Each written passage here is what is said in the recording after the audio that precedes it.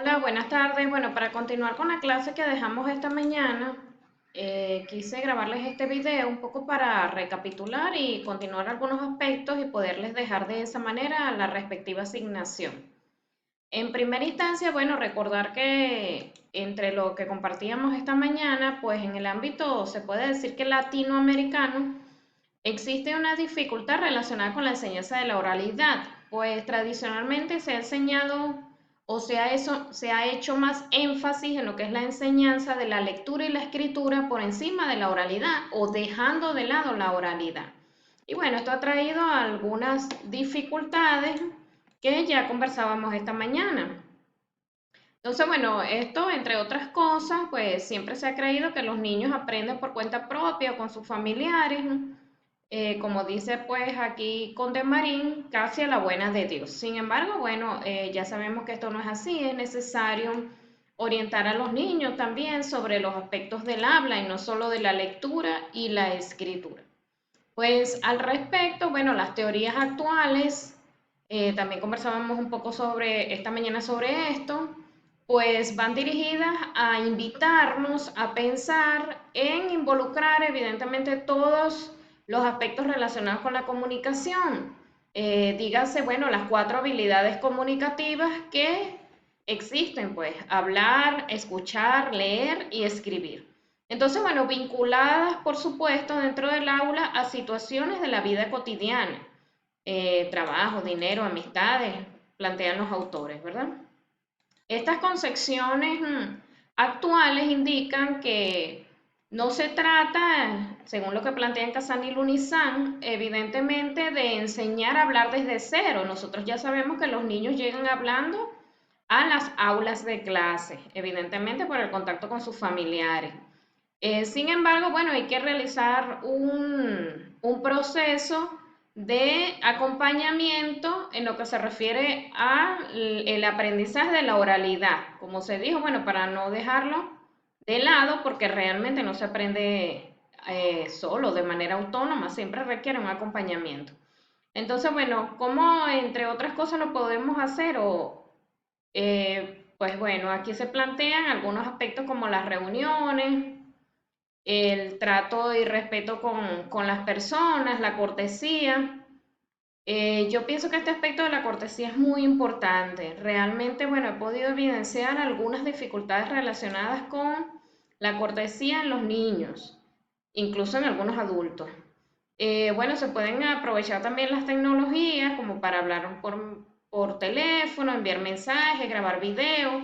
En alguna de las clases lo comentábamos, apropiarnos de la tecnología como un apoyo y no como un enemigo. Y bueno, situaciones didácticas cotidianas como entrevistas, hablar con maestros, hablar con otras personas, hablar con amigos, que ellos puedan evidenciar en ese caso los distintos contextos en los cuales se desarrollan pues los procesos orales, los formales y los informales. Entonces, bueno, desarrollar las competencias o habilidades específicas de la comprensión oral, la escucha, pues va dirigido a comprender diferentes tipos de textos orales en diversas situaciones. Alguien también lo comentaba en la clase, pues evidentemente estar al pendiente de los tonos, los gestos que hacemos, pues esto también comunican.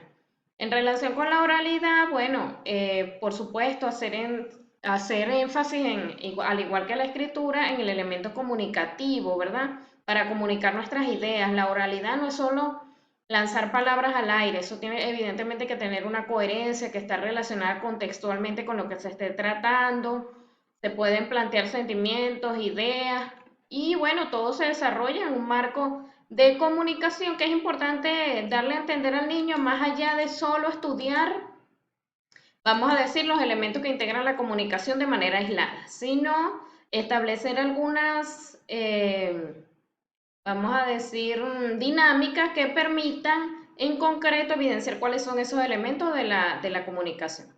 Entonces, bueno, el Kazan y Lunizan también nos hablan de que en la oralidad debemos considerar que esta también se planifica.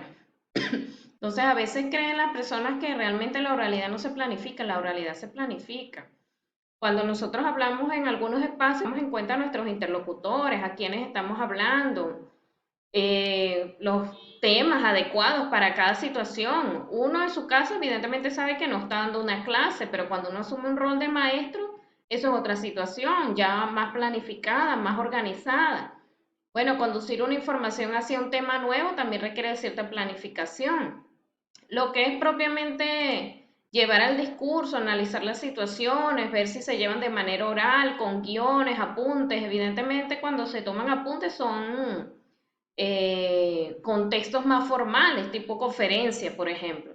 Y bueno, conducir esa interacción que también tiene que ver entonces con las reflexiones que podemos hacer sobre los gestos, escoger el momento para intervenir, usar eficientemente el turno de la palabra, no hablar más de lo necesario, vamos a decir, no enredar tanto la comunicación oral. Ciertamente la oralidad nos da permiso para tener muletillas, para en algunos casos regresar algunas informaciones, pero evidentemente no podemos abusar de eso. Entonces, bueno, todas esas situaciones es necesario abordarlas, comentarlas, discutirlas, evidentemente ir orientando de acuerdo con la edad de cada niño. Se le pueden ir, vamos a decir, dando algunas pinceladas de lo que se corresponde con esta orientación en todo su proceso, ¿verdad? Pero para eso necesitamos entonces abordar situaciones en las cuales pues ellos hagan uso precisamente de la oralidad en el salón de clase.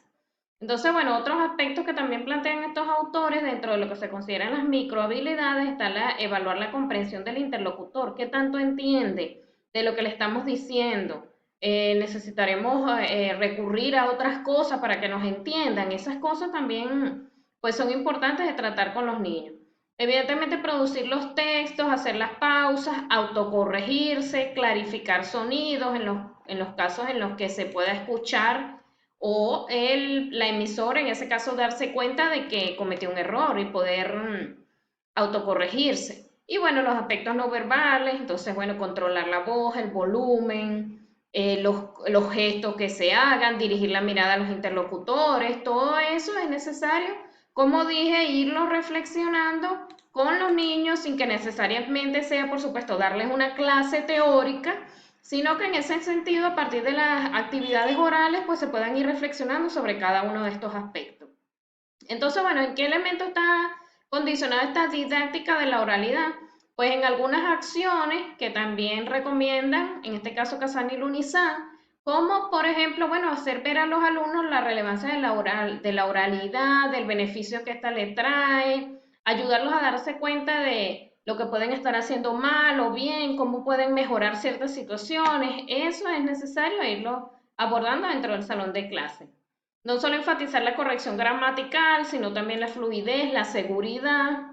Entre las actividades, bueno, se proponen dramas, dejar sobre la mesa del profesor un objeto, por ejemplo, plantean estos autores, los alumnos deben imaginar que se ha perdido y van a una oficina, puede ser la oficina del director o hablar con la misma maestra, para dar argumentaciones para ver cómo pueden recuperar ese objeto. Entonces, bueno, esta es una actividad que ellos plantean y realmente en este caso habría que ver cómo el niño argumenta, cuáles pueden ser sus posibles argumentaciones para recuperar ese objeto y para hacer saber pues, que se perdió. Otra actividad que le pudiéramos agregar, bueno, pedir en un colmado cosas, cómo se pide, por favor, gracias. Estos aspectos me parece que son importantes de tratarlos en los primeros grados. Asimismo, bueno, escenificar, por ejemplo, alguna obra que puede ser incluso un cuento que les llame mucho la atención, hacer lecturas expresivas. En este caso, los maestros somos los llamados a ser modelos nosotros primero de cómo es esas lecturas, cómo debemos, por ejemplo, hacer algunos sonidos, algunas onomatopeyas que traigan la lectura, cómo lo haríamos nosotros, para que los niños pues sientan también el gusto por la lectura. Todo pasa por lo que nosotros también reflejamos, ¿verdad? Si nosotros reflejamos un amor hacia la lectura, eso también lo van a captar los niños. Adaptar un poema, un texto, hacer juegos de trabalengua, adivinanzas, completar frases. Ustedes pueden hacer un juego completando frases, a ver cómo la creatividad de los niños, pues, vuela para organizar nuevos significados a partir de una frase. Evidentemente los juegos de roles, asumir determinados roles, esto también tiene que verlo por supuesto con la edad de los niños, qué roles pueden asumir, Acá se plantean, bueno, entre las recomendaciones, dicen los autores, bueno, trabajas como vendedor de moto y obtienes dinero por cada venta. Entonces, bueno, ¿cómo convencerías al cliente? Aquí tendríamos que verificar, por supuesto, los contextos de los niños, en qué situaciones creadas por nosotros ellos tendrían que argumentar o darle instrucciones a alguien. Y entonces en esa argumentación, evidentemente, por supuesto, hacer uso de la oralidad y bueno, ir apoyando eso con discusiones después entre todos los niños, qué se hizo, qué se planteó, quién lo pudiera hacer de otra forma, etcétera, ¿verdad? Entre esta misma didáctica de la oralidad también se plantea pues conversar con naturalidad con los alumnos, establecer algunas conversaciones. Por ejemplo, acá Casanil Unizán también indican una posible narración que pudiéramos iniciar en una clase, como supieron lo que pasó y entonces por allí iniciar una clase. O hoy leí en el diario que tal y tal cosa, escuché en la radio, bueno, que ganó tal equipo en clásico mundial, ¿alguien sabe de eso? Bueno, ¿verdad? Entonces, generar ahí noticias, opiniones de los mismos niños sobre estas situaciones. Conversar, bueno, con naturalidad, ya lo decía, y bueno, moldear anécdotas, qué les pasó, cómo pasó, cómo sucedió, qué aprendieron. Estimular a los alumnos a desarrollar diferentes operaciones mentales donde deban, por ejemplo, también definir un problema que está ocurriendo, generar posibles soluciones, todo eso, pues evidentemente desarrolla la oralidad, plantear salidas, decidir entre todos cuál es la mejor solución, cómo la van a llevar a la práctica, cómo se podría llevar a la práctica. Entonces, bueno, entre otros aspectos de la oralidad, evidentemente las canciones, los chistes, los cuentos, las leyendas, leer, y de luego generar discusiones sobre esto, qué les pareció. A los niños les encantan las leyendas también, las rimas, los poemas. Entonces, bueno, la didáctica de la oralidad realmente es bastante rica. Tristemente, como dicen los autores, en muchos casos se deja de lado. Pero bueno, esta didáctica pues permite también, si lo buscamos, si así lo queremos, pues también incorporar algunos aspectos de la identidad cultural de los niños, de su pasado histórico, pues involucrarlos con sus padres para ver algunas situaciones, vamos a decir, históricas de la República Dominicana. Invitar a los alumnos a hacer pequeñas entrevistas, a algunas personas de su comunidad. Nosotros hicimos incluso a nivel universitario una con personajes relevantes, pero bueno, un niño pudiera establecer una conversación pequeña con un abuelo, con el papá, con la mamá, identificar personajes célebres, famosos. Entonces, bueno, ¿por qué es famoso en mi comunidad, verdad? ¿Qué hizo? Un deportista que admiren y puedan hablar sobre él. Rescatar, bueno, algunas tradiciones también. Entonces, bueno, entre otras, invitar a los alumnos a discutir un tema tipo foro, por supuesto, estos son ya los más grandecitos. En esta actividad se facilita si el profesor primero presenta una síntesis del problema y luego lo van discutiendo. Entonces, bueno, por ejemplo, los buses o las guaguas constituyen una fuente de trabajo para muchas personas, pero contaminan el aire, ¿verdad? Eso es una situación problemática. Entonces, bueno, luego se estimula que todos participen acerca de las opiniones que puedan tener sobre eso y, bueno, que las defiendan, ¿por qué no? Los niños y evidentemente los que están en primaria y segundo ciclo, todos pueden hacer este tipo de actividades. En atención a esto, pues, ¿qué nos queda ya aquí en la en esta parte de la oralidad como tarea? Pues yo les decía temprano a algunos de ustedes que pudieran pensar en actividades concretas que pueden hacer con sus niños para el desarrollo de la oralidad.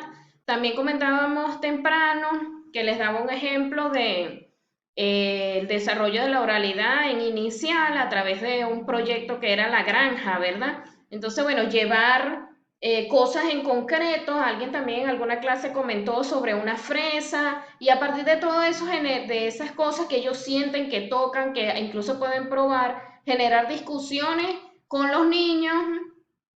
Yo quiero ver, bueno, la creatividad en este caso de ustedes, cómo ustedes pueden hacer eso, lo pueden hacer así, llevando algunos recursos al aula o generando situaciones donde ellos puedan discutir, planteando lo que es la discusión y la verbalización